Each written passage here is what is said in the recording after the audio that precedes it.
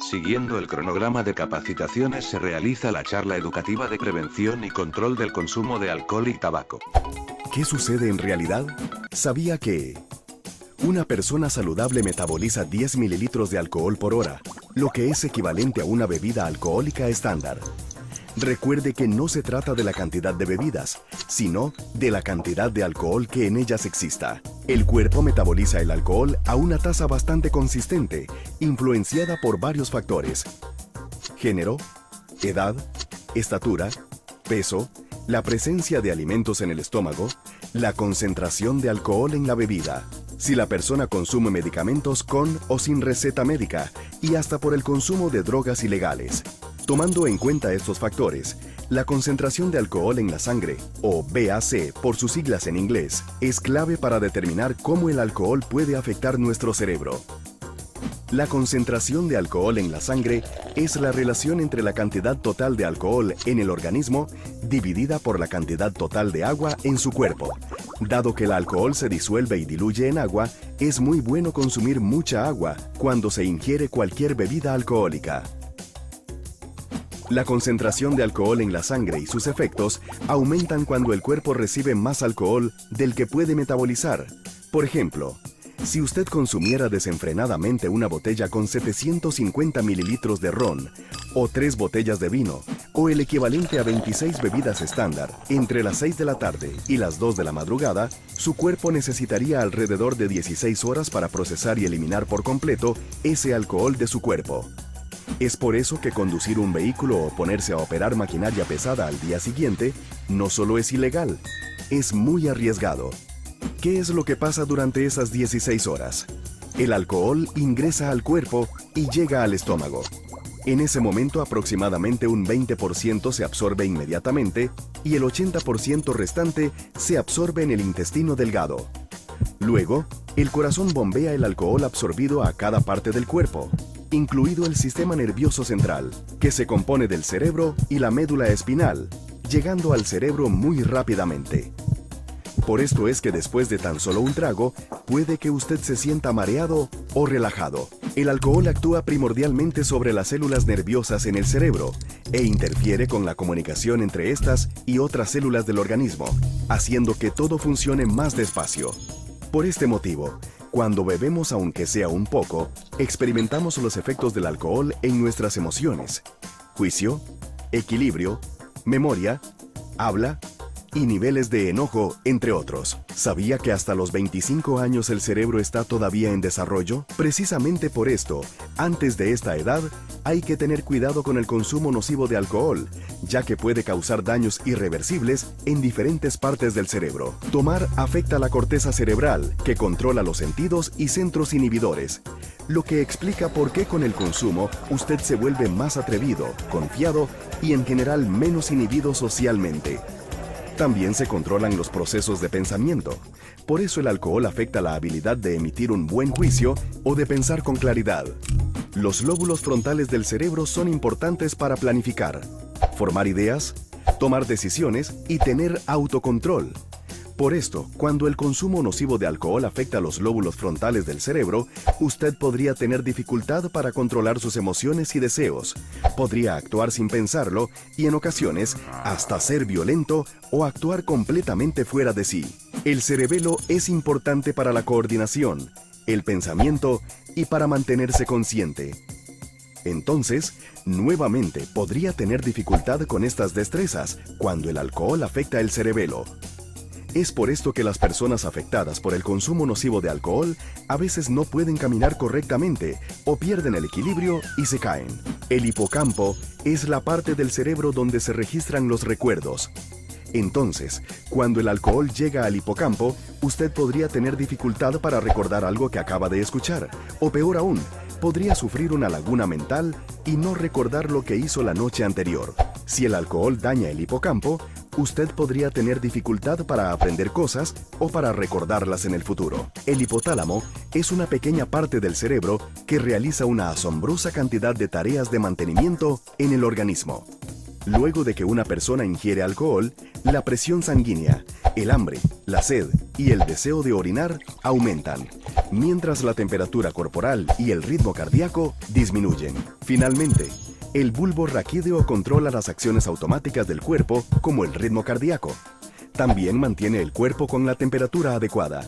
Debido a que el alcohol enfría el cuerpo, su consumo al aire libre en clima frío hace que la temperatura del cuerpo baje más de lo normal. ¿Qué pasa si usted decide consumir alcohol? El consumo de alcohol es un asunto delicado.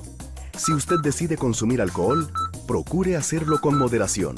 Moderación puede significar diferentes cosas, dependiendo de las personas y las circunstancias. Según la Organización Mundial de la Salud, en adultos sanos, implica no tomar más de 2 bebidas por ocasión al día en mujeres, y no más de 3 bebidas los hombres, y al menos 2 días a la semana, no consumir del todo. Esto se conoce como consumo de bajo riesgo, pero aún los adultos sanos, en circunstancias vulnerables, deben abstenerse de consumir alcohol si van a conducir un vehículo, maquinaria o usar herramientas. Si van a tomar decisiones importantes. Si van a hacer deporte o actividades físicas peligrosas.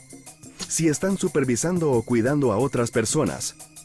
Si se encuentran muy cansados, estresados o deprimidos. Además, para las poblaciones sensibles, el bajo riesgo implica no consumir del todo.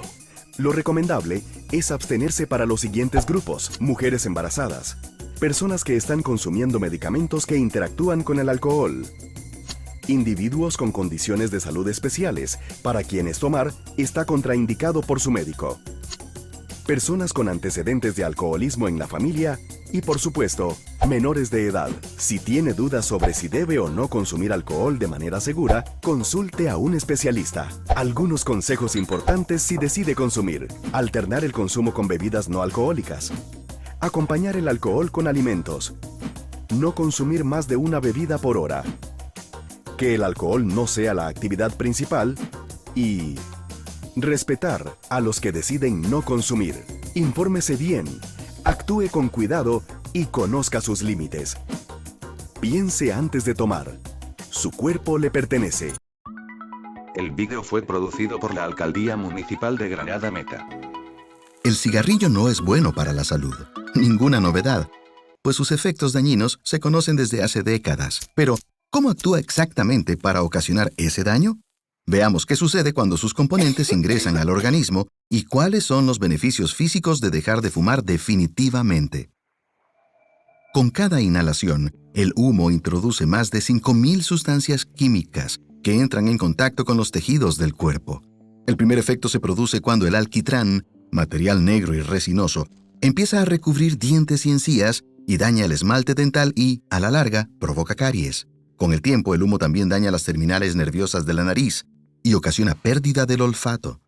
Dentro de las vías aéreas y los pulmones, el humo aumenta el riesgo de infecciones y de enfermedades crónicas como la bronquitis y el enfisema. Esto ocurre porque se dañan los cilios, pequeñas estructuras piliformes que mantienen las vías aéreas limpias. El humo llega luego a los alveolos, pequeñas bolsas de aire que permiten el intercambio de oxígeno y dióxido de carbono entre los pulmones y la sangre. Un gas tóxico, el monóxido de carbono, ingresa a la sangre a través de esa membrana, se une a la hemoglobina y desplaza el oxígeno anteriormente distribuido por ella en todo el organismo. Esta es una de las razones por las que fumar puede causar falta de oxígeno y dificultad para respirar. En el término de 10 segundos, el flujo sanguíneo transporta al cerebro un estimulante llamado nicotina, y de este modo se libera dopamina y otros neurotransmisores como endorfinas que dan sensación de placer y hacen del tabaquismo un hábito altamente adictivo. La nicotina y otras sustancias presentes en el cigarrillo contraen simultáneamente los vasos sanguíneos y dañan su delicado revestimiento endotelial, restringiendo así el flujo de sangre. Estos efectos vasculares engrosan las paredes de vasos sanguíneos y aumentan la viscosidad de plaquetas en sangre, favoreciendo la formación de coágulos y la propensión a ataques cardíacos e infartos.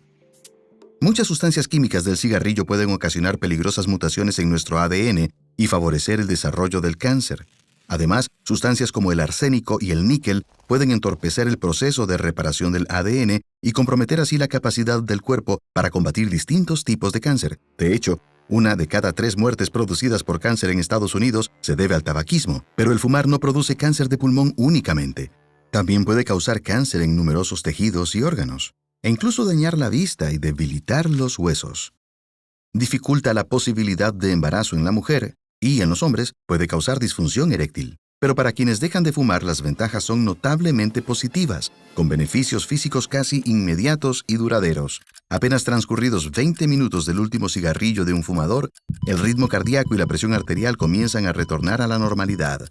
Luego de 12 horas, los niveles de monóxido de carbono se estabilizan, permitiendo un mayor transporte de oxígeno en la sangre. Transcurrido un día, el riesgo de ataque cardíaco disminuye al normalizarse la presión sanguínea y el ritmo del corazón. A los 2 días, las terminales nerviosas que se encargan del gusto y el olfato empiezan a recuperarse. Los pulmones mejoran su función al cabo de un mes aproximadamente, con menos tos y dificultad para respirar. Los delicados cilios piliformes de vías aéreas y pulmones comienzan a recuperarse en semanas y se reparan a los 9 meses, mejorando la resistencia a infecciones. Al cabo de un año sin fumar, el riesgo de enfermedad cardíaca se reduce a la mitad, pues los vasos sanguíneos mejoran su funcionamiento. Transcurridos 5 años, la formación de coágulos se reduce notablemente y el riesgo de infarto sigue en declive.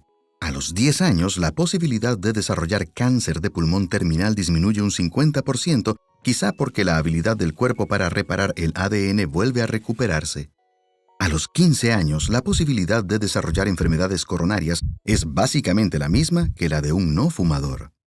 Pero nada de esto es fácil de lograr. Dejar de fumar puede derivar en ansiedad y depresión por abstinencia de nicotina.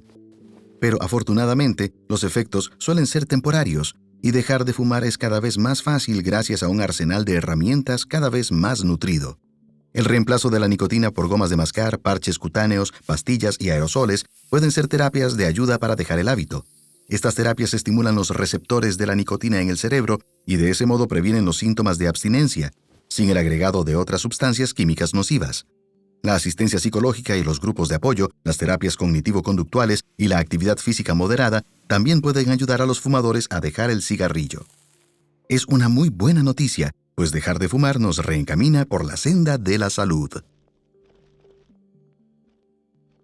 ¿Estás listo para tener hábitos más saludables? Mira estos videos para descubrir cómo lo que ingieres afecta tu cerebro.